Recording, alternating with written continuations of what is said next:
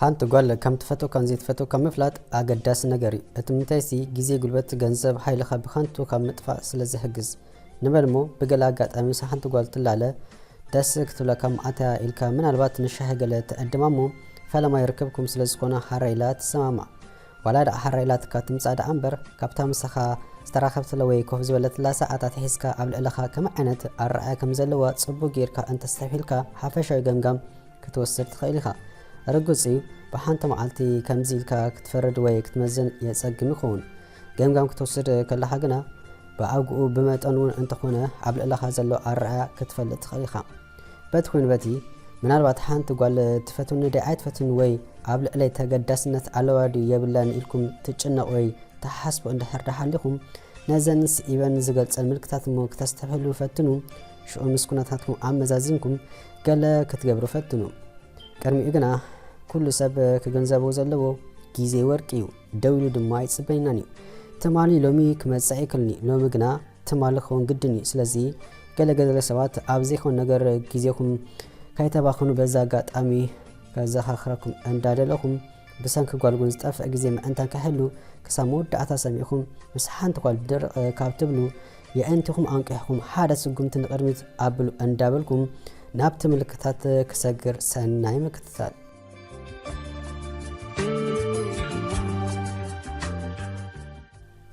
قدامي زيت قد سلكا وزيت فتكو قال بزح أقال بيت حبكانيا أستبهلكم أن الحرد أكونكم نبلمو أب حدا بوتا 4 ودات ألو كابتم 4 نحدا تقدسلو ينبلمو كابت خايك سبت صور أتم مستودي زلو 3 ودات نعاين تاني ولا ندفير عايت الزاربو كل من قصاتنا بدقيقات كهاتل أينا كمزي كالبسغا أب إيد كهيسكا نيمات سغا مستبل مس نفسو كف من قصاص نايد نابزن نابتن زبل نساون كمويا انتين مالتي بحث أرسبالة زيت قدسل كاقوال زقبر كاقبر كندتي أقالبو أي تحبكانيا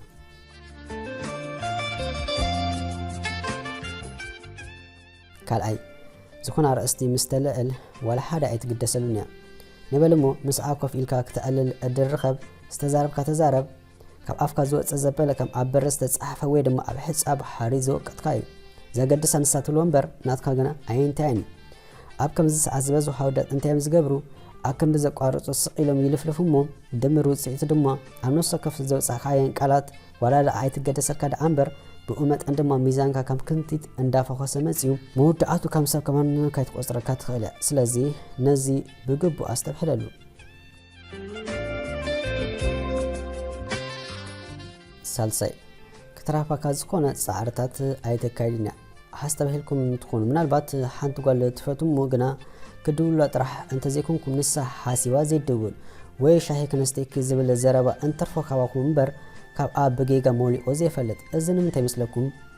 قبل لكم كنت أبتكم تقدس الناس الذي بالله بفلاي قال أنت تقدسها أنا أخاك تركب ويمسحك تحلو زيت فنك العمني زيت كوتو مريتيلا سلازي نسخات راح تركب الأعمها تعرض تكاد أنت لها سلامنت إلك لنفسها هاتت نتصر ملسي أب كرمها كسان حكايو الرابعي فالشيخ الدنيا ويدما بحيل نيمسل فشخ تبل زيت فتوكا قال فتسيما أب كرمها فشخ تبلاي ترأينا أنت بلد دما نيمسل ويكا كاب كسر لعلي سلازي الزون أب قمت كأتو زلو قدايو أتمنتايسي فشخ تفوسي كله مسارتان وقما بقاسي فقري حاليت بحتا دستاك وطا كله تصبق ناقر سلازخونا نزي استحاز دما نعيني ركب آيتك كيدنا أزي انتي مالتيو مستفتوكا قال كأتسأل عيني مستقاج أخوينكم مسخ علىخو يهلو كزلخو زعينتو تبل زلا سلازي الزون حدا كاب أقداس يربحيو حاموشين مسخا زحزتو قوصرات سرس ازي زخفة تكبار نايزيت فتوكا قوالي حدا جيزي كلتا جيزي كوا تقبلو يخا اتمنتايسي كم سمت ان قالك هقات ما سلازخ كابوس ترفاقنا دقاقي ما زحاسكمو قوصرات تتألم انت خوينا أنت يتتصبال لها كم تأملتو يزقل اسكو كيزي ورقيو نعاك تركب زي تفاقهاي ساعات تستعباك يزقاز أخاي حدش كدان جاما بزي مدرب كمالتي مسمنتا كتصب صبي نسو طرح زيكونا تزعبي نقر دما كبرات بمنتا كتكحسو كبرات زي بلو نقر مودعاتو انت حيزو كمتسيو سلازي ደጋጊማ ቆፀራ ትስርዝን ትጠልም እንተ ኮይና መቼም እንታይ ሞ ክንምልና ነዚ እንዳርኣኻ ስንኻ እንተ ነኺስካ ይርዳእኻ ካብ ምባል ሓሊፍና ንብሎ ነገር የብልና። ሻድሻይ ብዛዕባ ካልኦት ኣወዳት ትዛረብ ንበል እሞ ተራኺኹም ተኣልለኹም ወይም ብቴሌፎን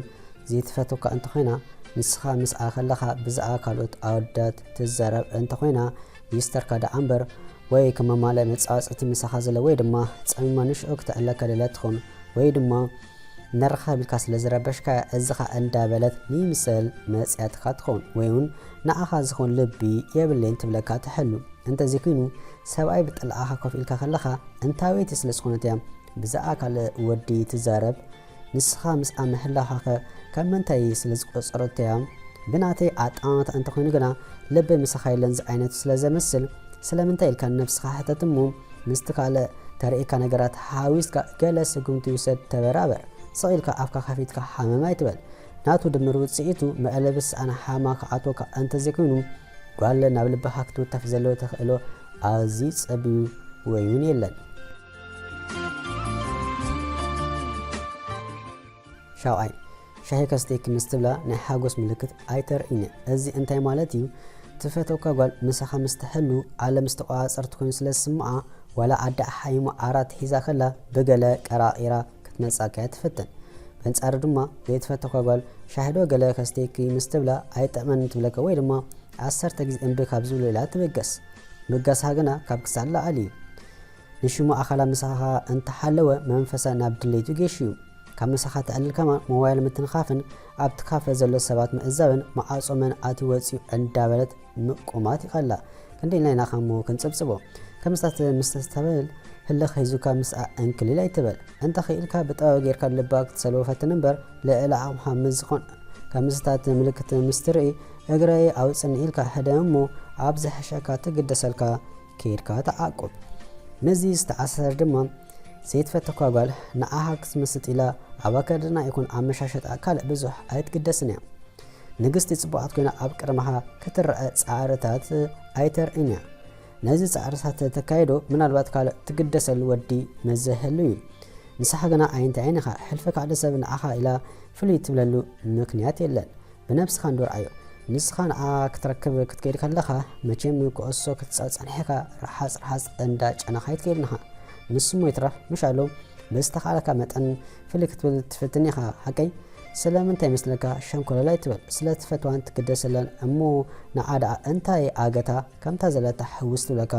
መልሱ ንፁር ፈሊጥካ ክትፅቅጥ እንተ ዘይደሊኻ ማለት እዩ። ሻሙናይ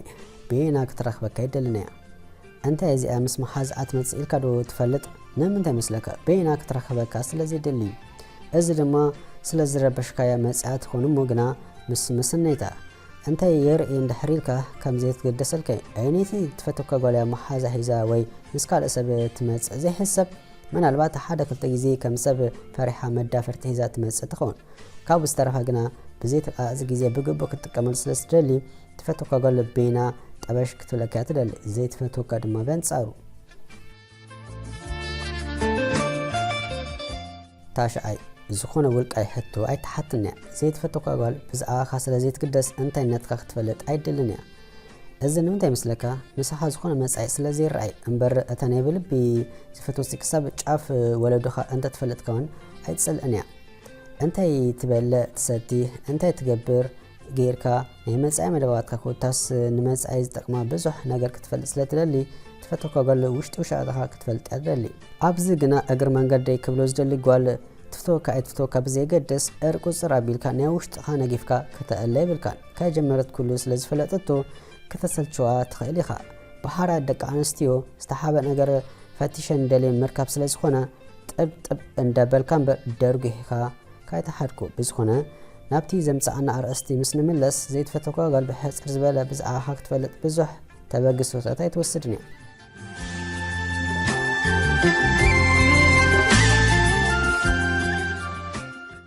ኣስራይ መሓዙታ ይኹን ቀረብታ ብዛዕባኻ ኣይፈልጡን እዮም ዘይትግደሰልካ ጓል ብዛዕባኻ ምስ ካልኦት ምዝራብ ይብራሕን ወይ ከም ሰብ ኣይተልእለካን እያ ስለዚ ምናልባት ምስ መሓዙታ ጎፍ ንጎፍ ምስ ትራኸቡ ዋላ ሓደ እንተዘይ ኣስተብሒልካ ብጌጋ ኣይለዓለትካ ማለት እዩ ወይ ድማ ብካልኣይ ክንጥምቶ እንተኾይና ሓደ ከኣሎ ስኢሉ ዝርብሽን ኢላ የኢላተን እንተኾይና እሞ ከዓ ዝፈልጣኻ እንተኾይነን ሽዑ ፍሉይ ነገር ክትዕዘብ ትኽእል ኢኻ ብዝኾነ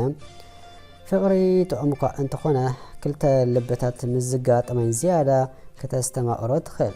ፍቕሪ ሰሊጡካ ክትጓዓዝ ልባሕ ዘብል ነገር እኳ እንተኾነ የግዳስ ገለገለ ሰባት ኣብ ዘይኮን ነገር እንተ ብፍላዲ እንተስ ከይተረድኦም ጊዜ ንኸንቱ ከባኽኑ ትዕዘብ ኢኻ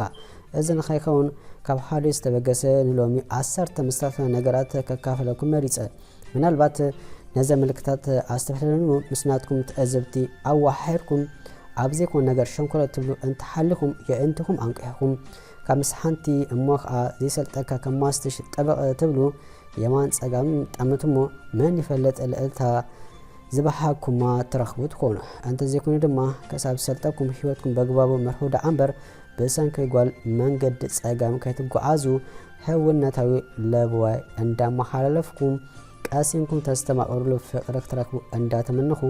ኣነ መደበ በዚ ከኣጹ ብካልእ ትሕዝቶ ክሳብ ንራኸብ ድማ